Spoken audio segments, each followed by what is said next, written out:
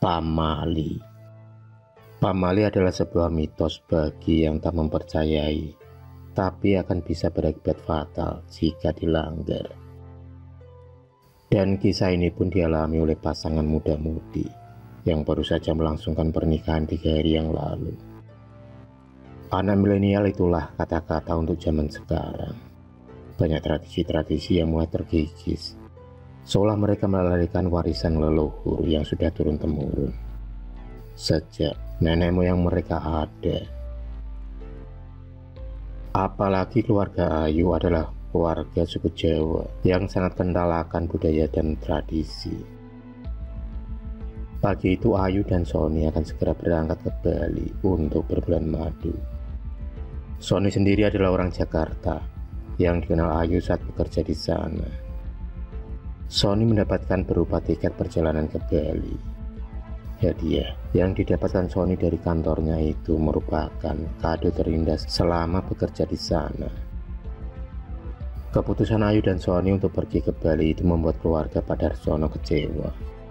Pak Darsono tak melarang akan rencana bulan madu anaknya tersebut, tapi hanya waktunya saja yang kurang tepat. Mereka menganggap rencana bulan madu itu terlalu terburu-buru. Segala upaya telah Pak Darsono lakukan, tapi Ayu tetap saja keras kepala. Dengan dalih tiketnya akan hangus kalau tak berangkat pergi besok pagi. Duk, kalau belum nyepasar, pengantin baru ndak boleh loh pergi jauh. Rayuan Ibu Ayu mencoba menahan Ayu untuk tidak pergi. Ini zaman modern, Bu. Ayu nggak percaya mitos seperti itu. Jawaban Ayu membuat Pak Darsono marah, tapi keputusan Ayu tak bisa diganggu gugat. Wes toh, Pak. Doakan saja anakmu nggak ada masalah. Tutur kata Ibu Ayu yang lemah lembut bisa meredam emosi Pak Darsono. Hari masih fajar. Ayu dan Sony tampak sudah bersiap-siap untuk berangkat. Dan hanya ibunya lah yang melepas kepergian mereka. Pak Darsono tampaknya masih marah. Dia memilih untuk pergi ke kebun daripada harus melihat anaknya yang tak pernah mendengar apa kata orang tuanya. Tapi dari lubuk hati yang paling dalam, Pak Darsono tetap mendoakan yang terbaik untuknya. Semoga tidak ada masalah, Nduk. Doa Pak Darsono di dalam hati.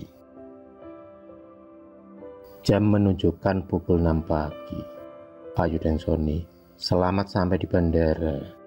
Dan sebentar lagi pesawat akan segera take off meninggalkan kota Semarang, tempat kelahiran Ayu. Beberapa jam kemudian hati Ayu pun lega. Dia sudah sampai di Pulau Bali dengan selamat. Pesona Bali memang sungguh menakjubkan.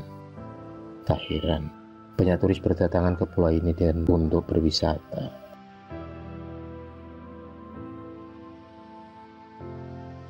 Waktu itu Sony memilih penginapan yang bertema pedesaan, lebih asri, dan nyaman. Itulah kenapa Ayu juga menyetujuinya. Kicauan burung di antara pepohonan rindang membuat hati mereka damai. Apalagi sejauh mata memandang, terlihat pasir putih yang membentang di pulau ombak, menyempurnakan keindahan alam tersebut. Tak terasa hari sudah sore. Matahari mulai beranjak dari keraduan. Segera Ayu menggandeng tangan Sony menuju ke pantai. Mimpi Ayu melihat sunset akan segera terwujud. Kebahagiaan semakin sempurna. Itu terpancar dari wajah Ayu dan Sony yang duduk berdampingan di hamparan pasir putih.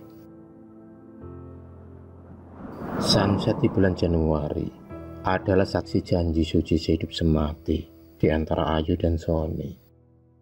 Di sisi lain, Ibu Ayu merasa hatinya tak tenang sejak tadi siang. Pikirannya tertuju pada Ayu yang jauh di mata. Tanpa pikir panjang, Ibu Ayu mengambil HP untuk menelepon anaknya untuk memastikan keadaan Ayu baik-baik saja. Dan dari seberang pulau, Ayu pun mengatakan kalau dia baik-baik saja. Bahkan dia menceritakan kebahagiaannya selama di Pulau Bali. Ibu Ayu bernafas lega. Doa selalu dipanjatkan untuk anaknya agar semua berjalan lancar. Hingga jam sudah menunjukkan pukul 10 malam.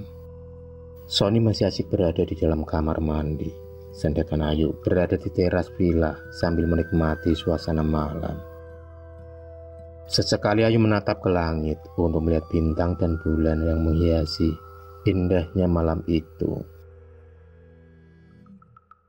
Saat asik meminum kopi, tiba-tiba Ayu mendengar suara burung gagak. Suara burung itu begitu dekat, dan Ayu juga melihat siluet bayangan hitam yang melintas di depannya. Ayu semakin penasaran tentang suara burung gagak itu. Dia pun mencoba keluar dari villa. Dia kemudian menelusuri jalan setapak yang di atasnya tertata rapi kerikil-kerikil kecil. Dan jalanan setapak itulah pemisah antara villa satu ke villa yang lain. Ayu melihat dengan jelas burung gagak itu bertengger di villa tempat dia menginap. Ayu merasa ketakutan karena mitosnya burung gagak adalah burung kematian. Wallahu alam, benar tidaknya hanyalah Allah yang tahu. Sony yang sudah selesai mandi mencari Ayu yang tak ada di dalam villa. Ternyata Ayu berada di luar. Istrinya itu tampak ketakutan. Dia takut akan kata-kata orang tuanya tentang larangan untuk pergi jauh sebelum diadakan selamatan sehabis menikah. Atau orang Jawa menyebutnya dengan nyepasar. Dan kalau hal itu dilanggar, bisa berakibat fatal. Ayu mengajak pulang suaminya. Dia tak ingin nasib buruk menimpa mereka. Tapi Sony kurang menyetujuinya, karena liburannya ke Bali masih 6 hari lagi. Perdebatan pun terjadi. Bulan madu mereka diliputi pertengkaran. Suara tinggi saling keluar dari mulut mereka berdua.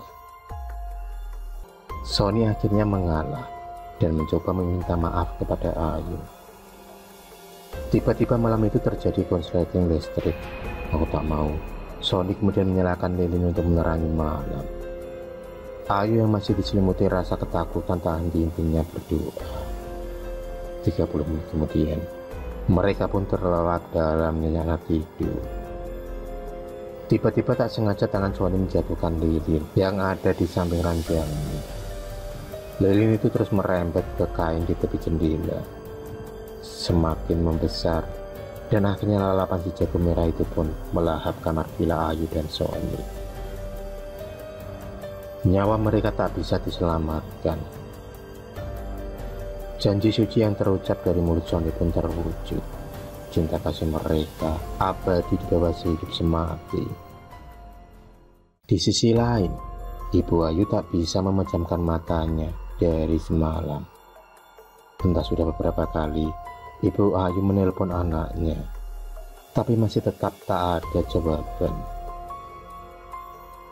Pak Darsono yang juga terbangun dari tidurnya karena melihat kegilaan istrinya itu, lalu mencoba ikut menenangkan istrinya.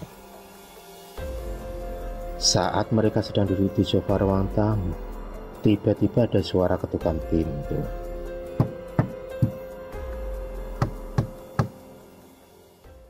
Mereka berdua kemudian segera membukanya. Senyum mereka keluar dari Pak Darsono dan istrinya. Karena ternyata sosok di balik pintu itu adalah anak dan juga menantunya. Tanpa pikir panjang, mereka menyuruh masuk Ayu dan Sony. Dek, awakmu kok pucet? Kowe sakit toh? Tanya ibu kepada Ayu. Tapi anaknya itu hanya diam dan hanya menggelengkan kepala. Tatapan Ayu dan Sony kosong. Seluruh badan mereka pun dingin.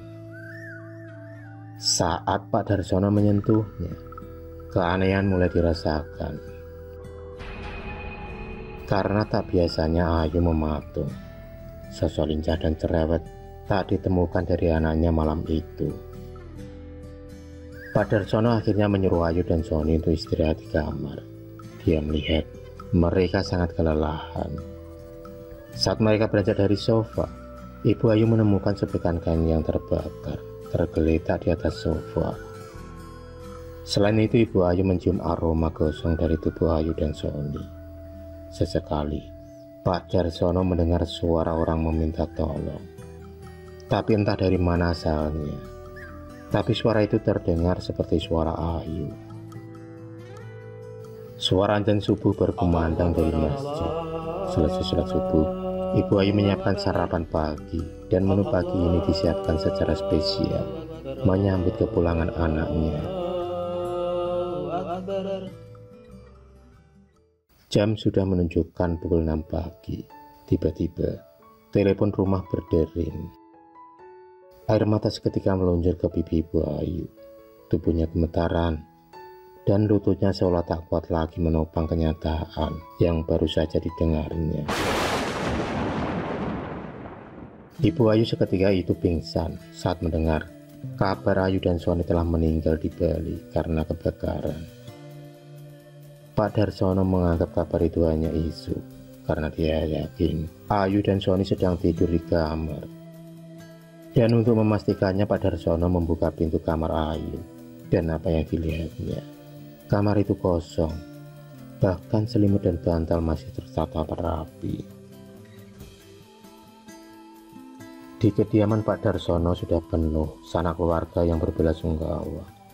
Selang beberapa jam kemudian, mobil ambulan datang membawa jenazah Ayu dan Sony dengan kulit yang menghitam dan mengelupas. Ibu Ayu tak kuasa melihat kenyataan yang ada. Beliau pun pingsan untuk yang kesekian kalinya. Dan kini Ayu dan Sony disandingkan kembali di liang lahat. Sudah sepantasnya anak mendengarkan apa kata orang tua. Karena pada dasarnya, semua orang tua tak akan membawa anak dalam kesengsaraan.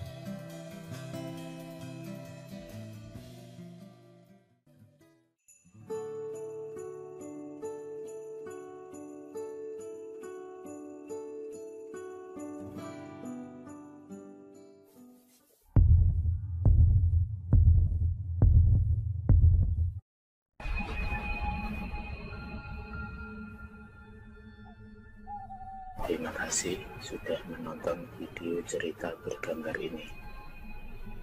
Klik subscribe untuk terus mendapatkan video-video cerita bergambar selanjutnya. Semangat berkarya.